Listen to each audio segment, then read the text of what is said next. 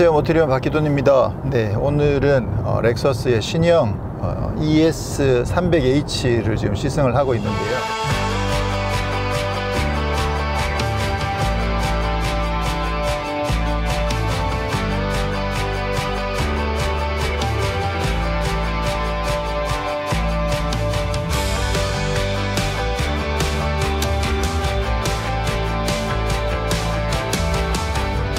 미디어 시승 행사로 진행이 되는 상황이고요. 그러다 보니까 저도 오늘은 뒷좌석부터 먼저 한번 체험을 해보도록 하겠습니다. 우선 이번 신형 ES 정말 많은 분들이 기대를 하고 계셨고, 지난번에 부산 모터쇼 때 이제 살짝 공개가 되면서 많은 분들이 많이 기다리셨는데, 그동안 정말 많은 분들이 이미 사전 계약을 하셔가지고 뭐 벌써 4,000대가 넘는다고 하더라고요. 그래서 아니 그렇게 많은 차가 출고가 정상적으로 되냐 그렇게 물어봤는데, 또 출고는 나름 충분히 정상적으로 잘 될 거다라고 이야기를 하고 있고요.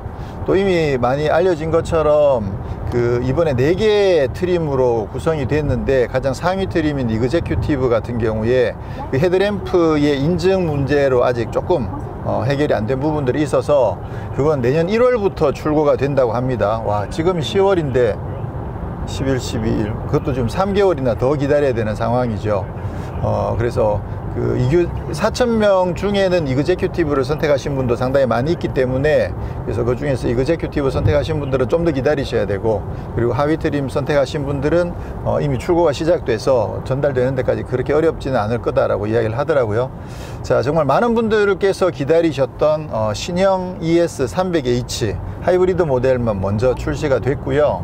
일단 디자인도 정말 잘 나왔고, 그리고 또 공간도 훨씬 더 넓어졌고 연비까지 더 좋아져 가지고 정말 기대하신 보람이 있지 않을까라는 생각이 드는데, 그 부분은 차차 이제 조금씩 살펴보기로 하고, 우선 뒷좌석 먼저 살펴보면 이번에 휠 베이스가 50mm가 더 늘어났거든요. 기존의 ES 같은 경우에 이게 가격대나 뭐로 보더라도 국내 기준으로 따진다면 이제 그랜저랑 좀 더 경쟁을 하게 될 가능성이 높은 모델인데, 근데 기존 ES 같은 경우는 길이는 어느 정도 좀 확보가 됐지만 휠 베이스가 상대적으로 좀 많이 짧다 보니까, 예전에는 소나타보다도 휠 베이스가 더 짧았죠. 길이는 뭐 경쟁 모델 중에서 가장 긴, 그래서 5 시리즈, E클래스, 그랜저, K7, 볼보 S90까지 합치더라도 이 중형 세단급에서는 길이는 제일 긴 모델로 지금 이번에 출시가 됐고, 휠 베이스도 상당히 길게 잘 나왔습니다. 그래서 실내 공간도 지금 뭐 굉장히 여유가 있습니다. 지금 앞에 뭐 주먹 3개 이야기 하시던데, 저가 앞에 지금 거의 178이신 분이 앞에 앉아 있고, 제가 앉으니까 저는 180이거든요. 그러다 보니까 제 기준으로는 3개까지는 아니고 2개 반, 주먹 2개 반 정도의 공간을 지금 가지고 있는데, 상당히 여유 있는 공간을 확보를 했습니다. 그런 점에서 봤을 때 이번 ES가 사이즈 면에서는 기존에는 휠 베이스 때문에 약간 뭔가 공간이 부족한 건 아니었는데, 그래도 굳이 따지자면 뭔가 이렇게 이야기할 수 있는 거리가 조금 있었는데, 지금은 뭐 사이즈 면에서는 거의 입을 댈 것이 없지 않을까라는 생각이 들고요. 그냥 재미삼아 한 가지 말씀드리면, 여러 번 말씀드렸는데 앞바퀴 굴림과 뒷바퀴 굴림 차들은 기본적으로 같은 급의 사이즈가 비슷하더라도 휠 베이스에서 차이가 많이 나거든요. 그래서 후륜 구동 차들은 앞쪽 오브행을 조금 더 짧게 가져갈 수 있게 되면서 전체적으로 휠 베이스가 거의 한 10cm 정도 차이가 날 정도로, 후륜 구동이 휠 베이스가 훨씬 길다는 거죠. 그래서 수치만으로 봤을 때는 후륜 구동이 10cm가 길다고 해서 공간이 더 큰 건 아니다. 일단 공간상에서는 앞바퀴 굴림이 좀 더 유리한데도 수치적으로 보면 휠 베이스 수치는 후륜 구동이 더 길었더라. 근데 지난번에 볼보가 이제 S90을 내놓으면서, 아시는 것처럼 S90 같은 경우는 아무래도 이제 앞바퀴 굴림을 기본으로 하는 모델인데도 불구하고 휠 베이스가 거의 뒷바퀴 굴림 수준으로 휠 베이스를 길게 뽑았거든요. 근데 지금 이 차는 뭐 전통적으로 앞바퀴 굴림에 가깝게 그렇게 나오다 보니까 S90도 앞바퀴 굴림이고 이 차도 앞바퀴 굴림인데 휠 베이스는 S90이 훨씬 더 길어요. 그렇다고 해서 말씀드린 것처럼 실내 공간에서도 그렇게 차이가 나는 건 아니니까, 일단 ES는 실내 공간 면에서는 전혀 부족함이 없을 정도로 동급에서 굉장히 넉넉한 실내를 갖추고 있고요. 그리고 지금 시승차에는 뒷좌석에도 이 컨트롤 패널까지 적용이 되어 있습니다. 그래서 온도 조절도 할 수 있고, 뭐 오디오도 여기서 조절할 수 있는 컨트롤 패널이 적용이 되어 있는데요. 이번에 트림이 총 4가지가 출시가 됐는데 수프림, 럭셔리, 럭셔리 플러스 그리고 이그제큐티브. 근데 이그제큐티브는 아직 국내에 출시가 안 됐고 지금 럭셔리 플러스를 시승하고 있는데 여기에도 지금 뒷좌석 컨트롤 패널까지 적용되어 있다 보니까 상당히 이제 고급스러운 느낌을 받을 수가 있죠. 여기에 아이고 스키스루도 뚫어놨네요. 네. 일단 첫 번째는 승차감이 굉장히 좋아요. 뭐 기존의 ES도 승차감 뭐 정말 좋았었죠. 그랬는데 지난번에 이제 그 LS가 출시되면서 LS가 좀 스포츠성을 강조하면서 승차감이 좀 많이 단단해진 느낌들이 있어서 설마 ES까지 그렇게 가진 않겠지? 라는 그런 걱정을 조금 했었는데 다행히도 이번 ES는 뒷좌석 승차감도 굉장히 좋습니다. 굉장히 좋은데다가 힘이 조금 올라가다 보니까 지금 앞에 운전하시는 기자가 좀 여러 가지 테스트를 하느라고 이게 계속 확확 출발도 하고 막 휘청휘청도 하는데 그렇긴 한데도 지금 그 안정감도 굉장히 좋고 뒤에서 느끼기에도 가속감이나 이런 응답성이 굉장히 빠르다라는 느낌이 들 정도로 좀 잘 나가네요. 근데 어쨌거나 뒷좌석 승차감이 상당히 좋다는 점, 이걸 뭐 강조하는 게 좀 웃기죠. 기존 ES도 워낙 좋았기 때문에. 근데 이번에도 여전히 좋더라. 근데 느낌은 어떤 느낌이 드느냐 하면 기존 ES는 얘보다 이 진폭이 조금 더 넓지 않았을까라는 생각이 들어요. 그러니까 지금 신형으로 바뀌면서 진폭 자체는 좀 줄어든 느낌인데 이 좌우 롤링의 폭 자체가 크기가 더 적을 것 같다는 생각이 드는 거죠. 그래서 진폭은 좀 줄어든 것 같은데 그런데도 안락함은 굉장히 좋아요. 그러니까 어떤 느낌이 드냐면 좀 더 매끄럽게 안락하다는 느낌이 들 정도로 이거 상당히 좋은데요. 이 도 손잡이 부분도 약간 뿔 같은 스타일로 만들어져 있는데 이것이 뭐지? 당연히 플라스틱일 텐데 여기다 실제로 알루미늄을 쓰진 않았겠죠. ES인데 LS도 아니고 깜빡 속을 정도로 이거 지금 알루미늄 느낌이 그대로 나요. 와, 분명히 플라스틱을 써야 맞는데 플라스틱에다가 이제 알루미늄 처리를 했을 가능성이 굉장히 높은데 근데 홈이 있는 걸로 봐서 알루미늄은 아닌 것 같긴 한데 분명히 근데 느낌이 진짜 좋습니다. 와, 알루미늄 같은 느낌이 많이 들어요. 그리고 가죽도 꼼꼼하게 잘 덮어놨고 통풍 시트는 없습니다. 뒷좌석에는 통풍 시트가 없다는 점. 지금 ES가 그레이드가 아무래도 그 뒷좌석용 차는 아니잖아요. 그렇긴 한데도 지금 이 컨트롤 패널을 적용해 놔 가지고 나름 의전용으로도 크게 나쁘지 않고 또 가족들이랑 같이 여행할 때 뒷좌석에 타고 있는 가족의 어떤 편의성이나 그런 부분들도 충분히 잘 확보해 놨다, 이렇게 생각이 됩니다.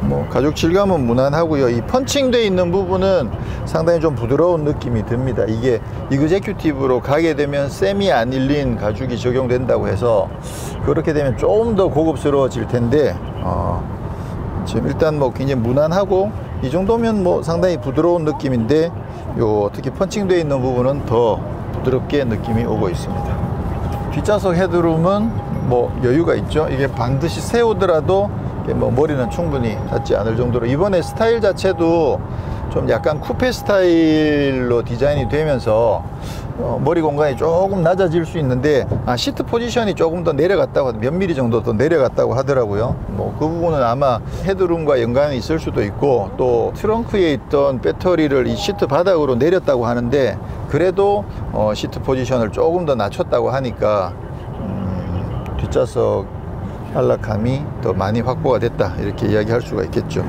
뒷좌석에도 USB가 2개가 마련이 되어 있습니다. 그래서 뒷좌석에 있는 사람이 따로따로 뭐 충전을 할 수 있도록 이렇게 충분히 잘 마련이 되어 있고요. 뒷좌석에도 송풍구가 있고 이쪽 수납 공간도 여기도 좀 여유가 있네요.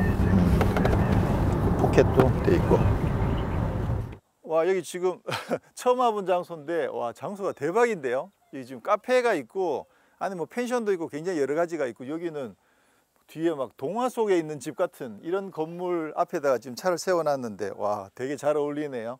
자, 그럼 우선 그 이번에 풀 체인지다 보니까 정말 전부 다 바뀌었거든요. 그래서 플랫폼 먼저 이야기해 보면 플랫폼이 글로벌 아키텍처 K, 그래서 GAK 플랫폼이 지금 적용이 됐는데요. 기존에 우리가 이제 도요타, 렉서스 도요타가 같은 회사잖아요. 그렇게 보면 도요타에서는 TNGA라고 그래서 도요타 뉴 글로벌 아키텍처, 그래서 TNGA 이야기를 많이 했었죠. 그게 프리우스에 먼저 적용이 됐고 그 다음에 캠리에 적용이 됐는데, 사실 이 차도 같은 플랫폼이에요. 같은 플랫폼이긴 한데 이름이 TNGA는 T가 도요타잖아요. 도요타가 들어가 있으니까 그 이름을 쓸 수는 없고, 그래서 GAD에 K를 붙여가지고 GAK 플랫폼이다 라고 이야기를 하는데, 사실은 TNGA랑 같은 플랫폼이다 라고 이해하시면 되고요. 프리우스랑 캠리가 사이즈도 다르고 뭐 많은 부분들이 다르잖아요. 그렇지만 같은 플랫폼을 쓰는 것처럼 이 차도 캠리보다 굉장히 많이 크거든요. 그런데도 불구하고 역시 플랫폼은 같은 플랫폼을 쓰더라. 그렇지만 휠 베이스랑 사이즈랑 많은 부분들이 캠리랑은 전혀 다른 그런 차로 만들어졌다라고 보시면 되죠. 그래서 굳이 비교를 하자면 이번에 이제 곧 국내도 출시가 될 도요타 아발론, 아발론이랑 휠 베이스가 똑같습니다. 그러니까 거의 비슷하다라고 생각하시면 되고, 이 차는 이제 렉서스로 출시가 됐고요. 앞서도 말씀드린 것처럼 휠 베이스가 50mm가 길어지고 전체 길이가 한 70몇 mm 정도가 길어지고 폭은 더 넓어지고 키는 5mm 정도가 낮아져 가지고 스타일도 좀 약간 쿠페 같은 느낌으로 굉장히 멋진 자세를 유지를 하고 있고요. 지금 디자인이 이게 앞서 출시가 된 렉서스의 LS, 기암 LS랑 사실 제가 봐도 구분이 안 될 정도로 정말 많이 닮았어요. 그래서 뭐 리틀 LS라고 부르는데 사실 ES 입장에서는 상당히 좋은 현상이라고 볼 수가 있죠. 근데 이제 대표적으로 이번에 이제 그릴에서 얘가 지금 세로 형태로 그릴이 적용된 게 이번 ES가 처음이거든요. 기존에 좀 많은 분들이 선택하시는 F 스포츠 같은 경우에 이제 망사 형태로 되어 있었고, F 스포츠가 아닐 경우에는 가로로 되어 있었는데 지금 세로로 적용되면서 지금 이게 구조가 요 스핀들이 이렇게 툭 튀어나와 있잖아요. 가로로 적용되면 그냥 일자 바만 이렇게 쭉 연결하면 되는데, 이게 세로다 보니까 이 라인을 따라서 전부 다 이렇게 굴곡이 다 들어가 있는 거야. 그래서 상당히 독특한 형태의 그릴을 적용을 했는데, 지금 어쨌든 아직 F 스포츠가 출시가 안 된 상황이라 LS랑은 이 그릴을 딱 보시면 바로 한눈에 구분하실 수가 있다. 근데 전체적으로 스타일이 워낙 비슷해 가지고 구분하기가 조금 힘들 것 같고, 여기 헤드램프도 LS가 여기가 좀 더 뾰족하게 디자인이 바뀐 것 다르더라고요. 그래서 헤드램프도 약간 다르고, 지금 LS에 적용된 것처럼 이렇게 LED 3개가 박혀 있는 그 헤드램프는 그 이그제큐티브에 들어가는 헤드램프인데, 지금 이 차에는 아직까지 적용되어 있지 않아서 당장은 이 헤드램프를 봐서라도 어느 정도 구분이 되더라. 뭐 이런 부분들도 크롬이 있고 없고 조금씩 차이가 있긴 있는데, 사실 전체적으로 스타일이 워낙 비슷해 가지고 거의 LS랑 구분이 안 될 지경입니다. 자, 옆모습에서 이 사이드 미러 이런 부분들도 또 거의 비슷해요. 근데 여기 라인이 옆모습에서는 요 라인에 이제 LS랑 좀 차이가 나는 게, LS는 좀 더 부드럽게 올라가면서 팬드도 약간 근육질로, 약간 오브 팬드처럼 그런 디자인으로 바뀌어 있는 점. 이게 분명히 LS보다 사이즈가 작은데도 불구하고 차가 워낙 늘씬하게 잘 빠져 있어 가지고 디자인상으로는 크게 구분이 안 가는데, 일단 디자인은 진짜 잘 나왔어요. 이번 ES에서 사실 제일 특징적인 부분은 아무래도 이제 디자인이다, 이렇게 말씀드릴 수가 있겠죠. 아, 디자인 진짜 잘 나왔다. 기존의 ES는 그래도 조금은 부드러운 느낌을 강조를 많이 했었죠. 그랬는데 이번에는 정말 날렵하게, 막 이 정도면 거의 스포츠 세단이라고 이야기해도 될 정도로 디자인 면에서는 정말 멋지게 잘 나왔고요. 지금 뒷모습에서는 뭐 전통적으로 이건 아주 이게 아예 밑으로 깔아버렸군요. LS 같은 경우는 이제 범퍼 일체형으로 그 뒤에 머플러를 다는데, 얘는 아예 밑으로 깔려 버렸고요. 리어 스포일러도 적용이 되어 있고, 이게 아무래도 이제 하이브리드 모델이다 보니까 공기 저항이나 이런 부분들을 고려해서 스포일러도 적용해 놓고, 뒷모습 자체도 지금 대체로 이런 스타일을 비슷하게 많이 쓰고 있죠. 그래서 LS나 뭐 다른 모델들이랑 큰 차이가 없는 그 디자인적인 아이덴티티는 충분히 통일성을 갖추고 있고, 뭐 디자인은 이미 뭐 많이 공개가 됐고, 지난번 그 부산 모터쇼에서도 많은 분들이 보셨던 것처럼 디자인은 정말 잘 나왔어요. 근데 이번에 사실 플랫폼이 완전히 바뀌면서 파워트레인도 안 바뀔 줄 알았는데, 그렇게 안 바뀌던 도요타의 하이브리드 파워트레인이 약간 바뀌었습니다. 일단 엔진은 완전히 새로운 신형 엔진이 적용이 됐어요. 사실 이제 기존의 국내에서는 캠리에서 먼저 적용돼 있긴 합니다만 기존 ES랑 비교를 해보면 같은 2.5이긴 한데 배기량이 조금 달라요. 그러니까 새로운 엔진이다라는 거죠. 그리고 엔진 출력도 기존에는 158마력이었는데 이번에 178마력으로 엔진 출력이 20마력이 더 올라갔어요. 근데 전체적으로 시스템 출력은 203마력에서 218마력으로 올라갔거든요. 그렇다는 얘기는 엔진 출력이 20마력 올라갔는데 시스템 출력은 15마력만 올라간 거야.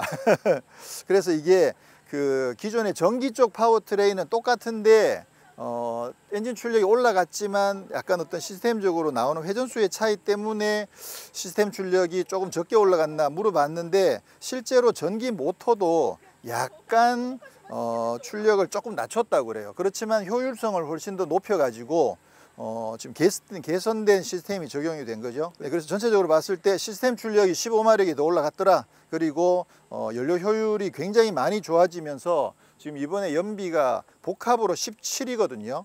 도심에서는 17.1, 고속도로에서는 17. 그러니까 도심이나 고속도로나 뭐 거의 계속 17이 나온다고 보면 되는 거죠. 그리고 또 신기한 거는 이제 똑같은 시스템이 캠리에 적용돼 있거든요. 캠리도 같은 플랫폼이고 같은 파워트레인을 적용하고 있는데 차가 이거보다 더 작죠. 그리고 무게도 얘보다 조금 더 가벼운데 근데 연비는 얘가 더 높게 나온다는 거죠. 그것도 좀 미스터리긴 해요. 물론 이제 연비라는 게 그 국내에서 인정받는 과정에서 어떤 약간의 뭐 좀 차이는 있을 수 있겠지만 어쨌거나 연비가 캠리보다도 더 잘 나오더라. 그것도 사실 미스터리긴 해요. 보면 어떤 디자인적인 요소일 수도 있어요. 공기 저항을 조금 적게 받으면 연비가 더 잘 나올 수도 있으니까. 그래서 내부에서도 정확하게 어떤 이유 때문에 이게 연비가 더 잘 나왔는지를 정확하게 설명하기는 어려운데 어쨌거나 캠리보다 연비가 더 잘 나온 점도 상당히 고무적인 그런 부분이다라고 말씀드릴 수가 있겠습니다. 와우, 인테리어가 이쪽은 좀 기존 거랑 좀 비슷한데 여기가 확실히 LFA에서 지금 LS 거쳐서 지금 신형 ES도 적용이 돼 가지고 이 부분이 진짜 마음에 들고 일단 모니터가 12.3인치 완전 와이드 완전 시원한 모니터가 적용이 돼 가지고 저것도 상당히 마음에 드는군요. 계기판은 이게 생각보다 작네요. 이게 전체가 다 디스플레이인데 근데 가운데 그 아날로그로 구역을 나눠 놓긴 했습니다만 생각보다 조금 작은 게 아닌가라는 느낌이 드는데 뭐 집중도는 뭐 상당히 좋습니다. 계속 상품 설명하면서도 승차감에 대한 이야기를 지금 계속 이야기를 하고 있거든요. 일단 플랫폼이 바뀌어 가지고 강성이 많이 좋아졌다. 그리고 서스펜션 세팅을 굉장히 강조를 많이 하고 있는데 뭐 스윙 밸브를 추가를 해 가지고 굉장히 매끄럽게 다듬었다라고 이야기를 하고 있는데 뒷좌석보다는 앞좌석에 오니까 이 진폭이 조금 더 크게 느껴지네요. 전체적으로 뭐 그 기존의 ES까지만 하더라도 그래도 조금은 미국 냄새가 나는 약간 많이 부드러운 그런 느낌으로 세팅이 되어 있었는데 지금은 그걸 좀 더 타이트하게 쪼으면서도 잔진동을 충분히 흡수를 잘 할 수 있게끔 지금 그렇게 해놨다라는 느낌이 지금 처음부터 딱 드는데 어쨌거나 첫 느낌은 일단 승차감은 굉장히 부드럽습니다. 그래서 기존에도 부드러웠는데 느낌이 조금 다르다. 느낌이 조금 다르지만 상당히 계속 부드럽다. 이렇게 말씀을 드릴 수 있을 것 같습니다. 뭐 인테리어 디자인은 전체적으로 지금까지 봐오던 전체적으로 라인은 좀 달라지긴 했지만 느낌은 상당히 많이 비슷합니다. 이쪽에 터치패드가 있는 부분들도 그렇고 변속기 쪽도 그렇고 이 버튼의 그 서체나 이런 부분들은 여전히 다 똑같아 가지고 느낌은 많이 비슷한데 계기판이 조금 좀 작지만 좀 스포티한 느낌. 센터에다가 가운데 원을 하나를 딱 박아 놓다 보니까 좀 약간 스포츠카 같은 그런 느낌이 들도록 그렇게 되어 있는데 이거를 스포츠로 바꾸면 스포츠로 바꿨을 때 크게 차이가 나진 않네요. 계기판 색깔만 살짝 바뀌고 그래픽이 바뀐다든가 그렇지는 않습니다. ES니까 그렇게 이해를 해야겠죠. 이렇게 이해를 해주면 안 된다고 그랬지. 이게 스포츠 모드인데도 그래픽도 안 바뀌어요. 별로 안 좋네. 이렇게 이야기해야 되는 건데. 일단 느낌 자체가 이건 ES 같지 않아요.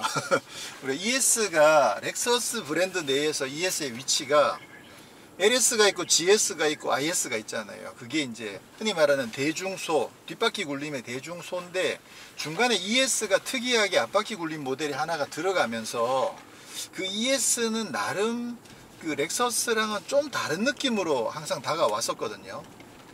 그래서 뭔가 약간 겉돌면서 분명히 편하고 공간도 넓고 여러 가지 면에서 좋긴 한데 그래도 뭔가 조금 약간 따로 노는 듯한 느낌이 있었는데 이번은 그런 느낌이 확실히 많이 줄었어요. 그래서 나도 렉서스다라는 것을 너무나 명확하게 잘 보여주고 있고 차체 지금 아직 제대로 안 달려봤지만 우선 느껴지는 느낌만으로 봤을 때도 느낌이 조금 심상치 않네요.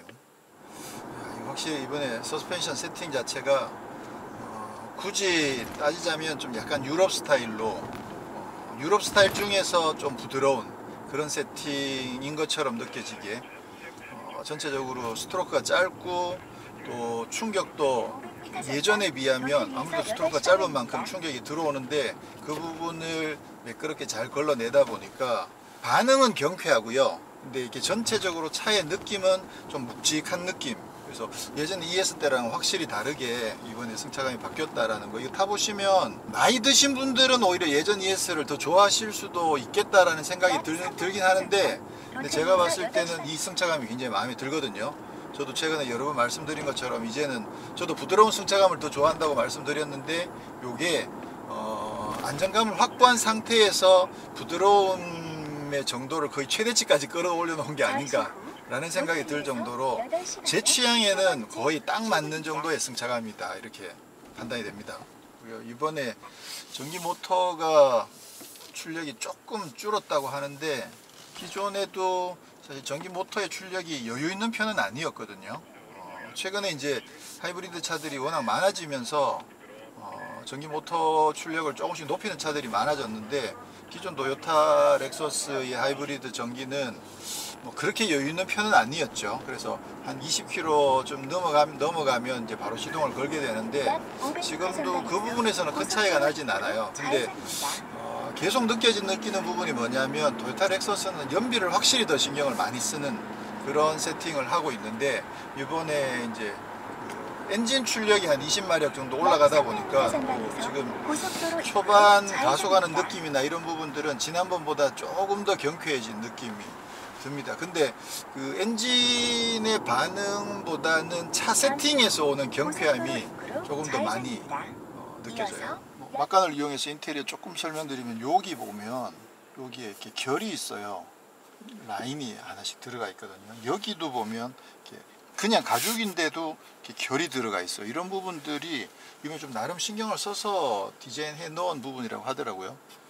계기판에도 보면 이렇게 결이 조금 있는데 이런 것들을 그냥 심플하게 만들지 않고 이런 것까지도 되게 세밀하게 신경을 써서 지금 만들어낸 게 이게 진짜 그 렉서스의 그 만듦새를 이야기할 때 자주 이야기를 하게 되는데 진짜 되게 ES인데도 굉장히 이런 부분들 하나까지 신경 써서 잘 만들어 놨습니다. 지금 확실히 느낌이 진짜 많이 달라요. 이게 지금 오늘 제대로 와인딩을 타볼 수가 없는데 그래서 일부러 지금 여기 램프 앞면의 램프에서 약간 가속을 해봤는데 그 정도에선 차가 아예 기울어지질 않아요. ES에서 이런 느낌이? 라는 생각이 들 정도로 상당히 잘 다듬어 놓은 것 같아요. 이건 다시 차를 다음에 한번 뭐 산길을 꼭 한번 타봐야 되겠다라는 느낌이 들 정도로 기울어지는 느낌이 전혀 없어요. 그러다 보면 몸은 이쪽으로 많이 쏠리는데 전혀 기울어지지 않는 느낌을 주고 있어서 그러면서 또 상당히 매끄럽고 이 정도면 진짜 하체 세팅을 충분히 좀 강조할 만큼 신경을 많이 써서 세팅을 했네요. 근데 지난번 뭐 LS에 자꾸 미안한 얘기지만 LS가 좀 과했다면 ES는 진짜 그 밸런스를 잘 맞춰놓고 특히나 그 느낌상으로는 조금 많이 부드럽다는 느낌이 들 정도로 승차감이 상당히 좋습니다. 그게 ES 성격이랑은 더 잘 맞죠.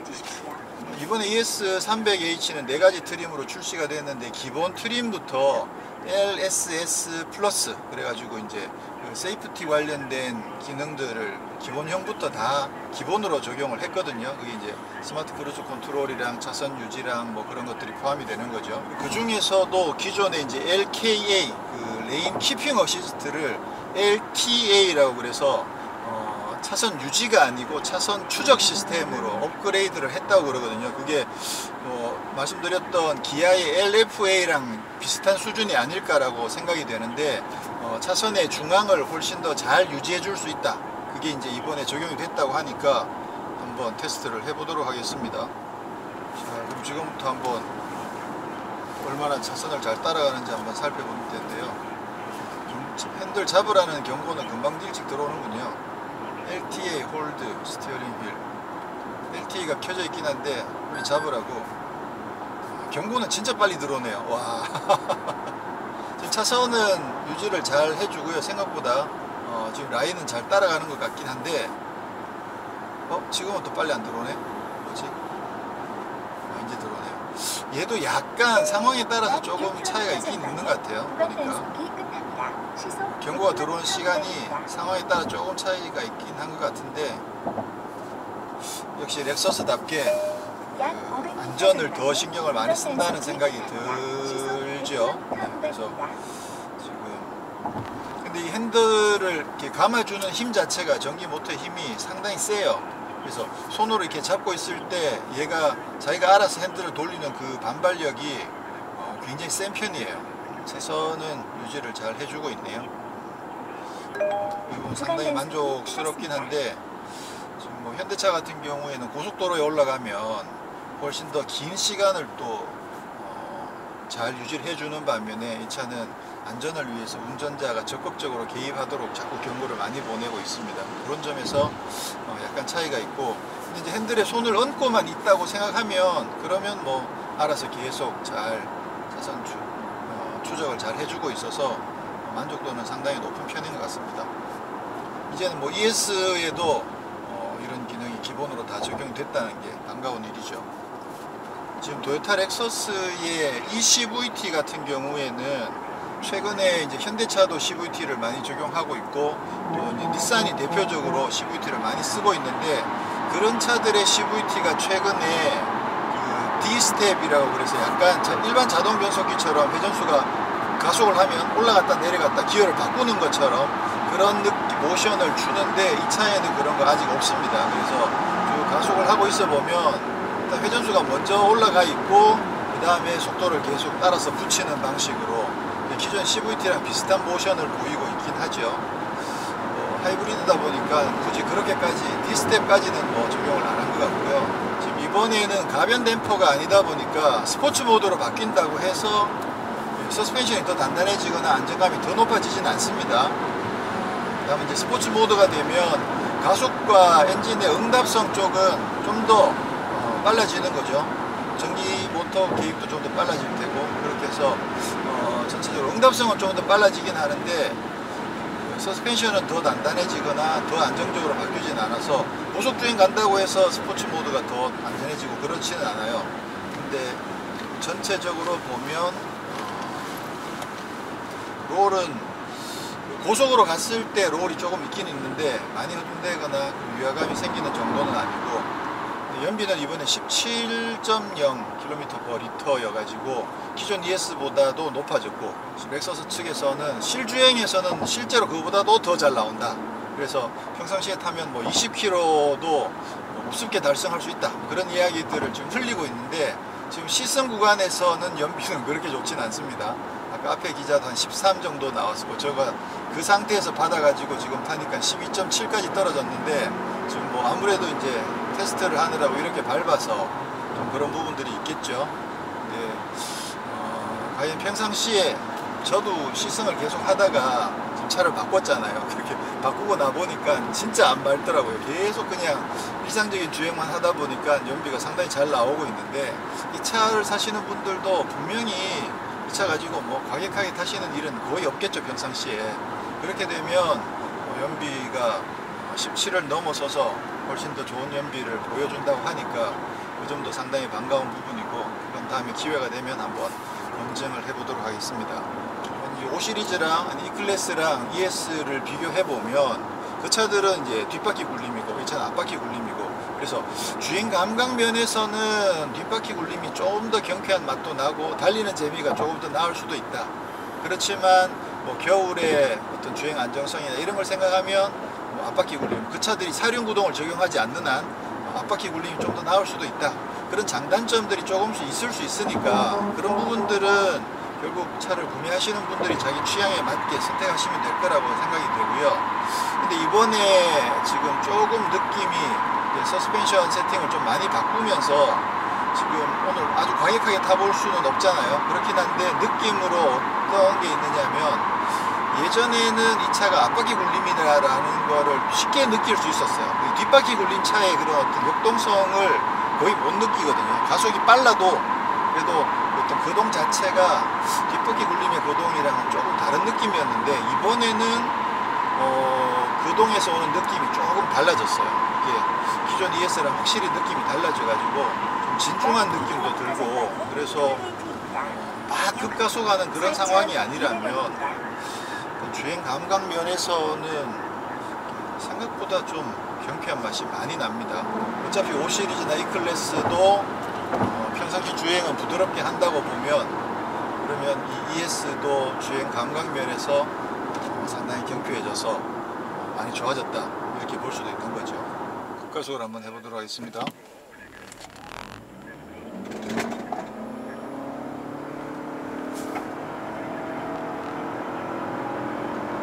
100. 기존 ES300H도 가속력이 나쁘진 않았죠. 차가 좀 상당히 경쾌한 편이었는데, 이번에 일단 지금 성인 남성이 3명이 타고 있다는 거를 감안해서 썩 경쾌하게 다가오진 않는데, 아마 두 사람 드러내면 좀 더 많이 경쾌하겠죠. 그래서 가속력이 특이하진 않습니다. 그래도 전혀 부족하지 않고 ES300H가 뭐 넉넉했으니까. 전통적으로 렉서스 하면 또 정숙성이잖아요. 특히나 ES는 정말 조용한 차의 대명사로 잘 알려져 있는데, 이번에 그 정숙성 부분을 더 강화를 했다고 합니다. 그렇긴 한데 지금 100으로 달려보면 요즘 조용한 차들이 워낙 많아가지고, 지금 조용한 건 사실이긴 한데 예전엔 사실 렉서스 타면 막 깜짝 놀랄 정도로 너무 조용한 느낌을 많이 받았는데, 지금은 다른 차들도 워낙 조용한 차들이 많아가지고 어쨌거나 이번에 정숙성도 조금 더 강화를 많이 했다고 하고, 또 그 노이즈 캔슬링 시스템도 적용을 해가지고, 그래서 그 주행 소음을 상쇄해주는 그런 음파를 발산을 해서 또 주행 소음이 적게 느껴지도록 노이즈 캔슬링 기능도 적용을 했다고 합니다. 아까 설명에도 앞유리랑 전방유리랑 앞에 옆 유리 두 개는 그 이중 차음 글라스가 적용이 됐다라고 이야기를 했는데, 뒷좌석은 아니고요. 참고로 그랜저는 뒷좌석도 이중이고 K7은 앞좌석까지만 이중이고, 네, 그렇습니다. 정숙성에서는 이번 ES도 여전히 충분히 만족스럽습니다. 이번에 가격이 조금씩 올랐죠. 수프림 같은 경우에는 액면가 기준으로 한 100만원 정도, 그리고 이그제큐티브 같은 경우는 한 300만원 정도 가격이 오른 상태로 좀 설정이 되어 있는데, 일단 그 안전장비가 스마트 크루즈 컨트롤을 포함한 이 반자율 주행 기능, 이 안전 시스템이 기본으로 들어갔고, 또 헤드업 디스플레이도 들어갔고, 그러다 보니까 가격이 상승되는 부분은 어쩔 수 없다고, 아니죠. 그렇게 하고도 이제 가격을 동결할 수도 있죠. 할 수도 있긴 있는데, 지금 뭐 렉서스가 국내에서 이렇게 잘 팔리는데 뭐 100만원, 300만원 정도 올리는 것은 아마 충분히 고객이 납득할 거다라고 판단을 해서 올렸겠죠, 당연히. 실제로 가치가 상승된 부분은 그거보다 더 큰데, 근데 이제 가격 상승은 그만큼 좀 적게 했다, 뭐 이렇게 이야기할 수도 있으니까. 지금 그 독자분이 질문하신 부분이 하나 있는데요. 해외에 출시된 모델에 비해서 국내에 옵션이 좀 적게 적용이 됐다, 그러면서 가격은 좀 인상이 됐다, 왜 그러냐, 그런 이야기를 하신 부분이 있는데, 사실 가격에 대한 부분은 굉장히 전략적인 부분들이 많아요. 어떤 지역에서 전략적으로 좀 좀 더 많이 판매를 하기 위해서 가격을 낮게 세팅하는 경우도 있고, 또 국내 같은 경우는 뭐 글로벌에서 두 번째로 많이 팔리는 시장이다 보니까 이미 시장이 많이 잘 갖춰져 있죠. 그런 상황에서 상품성이 개선된 만큼 가격을 조금 올리더라도 뭐 충분히 수용해 줄 수 있지 않을까라고 판단하니까 이제 가격을 100만원, 300만원 그렇게 올린 거겠죠. 그래서 그 부분은 결국 실제로 구매하시는 분들이, 소비자들께서 판단을 해 주시면 돼요. 가격 100만 원 올라서 나 안 사, 많은 분들이 다 그렇게 이야기해 버리시면 그러면 당연히 또 다음에 가격을 내릴 수밖에 없는 거고, 그 부분은 시장 상황에 따라서 움직이는 것이라고 판단이 됩니다. 근데 이미 많은 분들이 지금 기다리고 계셔서 있는 만큼 아마 가격에 대한 부분은 그 논란은 좀 유지가 될 것 같고, 렉서스 ES 같은 경우는 할인도 지금 거의 안 하잖아요. 다른 브랜드들은 뭐 할인도 상당히 많이 하는데 ES는 할인도 별로 안 하고, 그러다 보니까 ES는 할인도 안 해주는데 굳이 ES를 선택해야 되냐, 그런 고민을 하시게 되죠. 그 부분도 역시 이제 고객들이 판단하시는 건데, 할인을 받아서 다른 브랜드를 살 거냐, 아니면 할인 안 받고 ES를 살 거냐. 그런데 이제 렉서스 쪽에서 가격을 잘 고수하다 보니까 상대적으로 또 ES 같은 경우는 뭐 중고차 가격 방어라든가 이런 부분들은 또 상당히 잘 되고 있죠. 그래서 서로 장단점이 있고, 어떻게 보면 약간 조삼모사일 수도 있고, 그래서 그런 부분들은 결국 역시 소비자의 판단에 달렸다라고 말씀을 드리고, 이번에 이제 이그제큐티브 트림이 출시가 안 되다 보니까 그 트림에 마크 레빈슨이 들어가거든요. 그래서 이 차에는 지금 마크 레빈슨이 안 들어 있어 가지고, 이번 또 시간도 짧고 시승 시간도 짧고, 그렇게 해서 오디오 테스트는 생략을 하고, 다음에 이제 이그제큐티브 트림은 1월에 출시가 된다고 합니다. 1월에는 틀림없이 출시가 된다고 하니까, 이후에 이제 다시 이그제큐티브 트림이 들어오면 마크 레빈슨은 그때 가서 테스트를 해보도록 하겠습니다.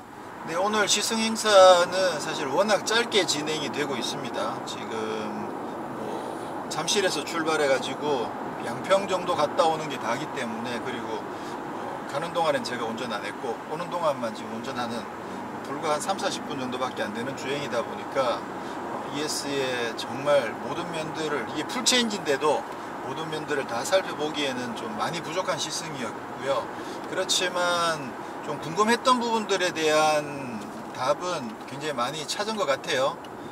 일단 디자인이 뭐 정말 마음에 들게 잘 나왔고, 그리고 승차감에 대한 부분도 이번에 분명히 개선이 많이 됐는데, 기존 ES랑 약간 다른 느낌으로 조금 경쾌하고 살짝 단단한 느낌이 올라오지만, 그렇지만 여전히 안락하다. 이 부분은 저는 상당히 마음에 듭니다. 저는 오히려 지난 ES보다 이번 신형 ES의 세팅이 훨씬 더 마음에 들 정도로 마음에 들고요. 그리고 파워트레인은 출력이 약간 변화가 되긴 했습니다만, 크게 뭐 가속력이 훨씬 더 좋아졌다거나 그런 걸 크게 느낄 수 있는 수준은 아니고, 그냥 여전히 힘이 부족하지 않고 넉넉하다. 그러면서 실제로 연비가 기존보다 조금 더 좋아졌다고 하니까 그 부분은 상당히 많이 기대가 되는 부분이고요.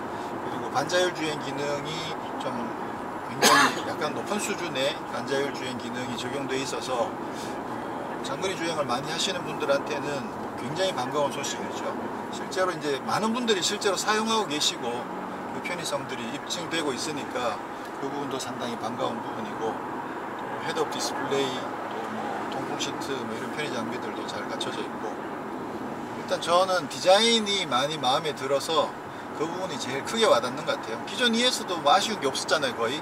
그랬는데 이번 디자인이 정말 잘 나와가지고, 그래서 많은 분들이 벌써 줄을 서셨겠죠. 자, 일찍 받으시는 분들 축하드리고, 저는 여기서 시승을 마치도록 하겠습니다. 고맙습니다.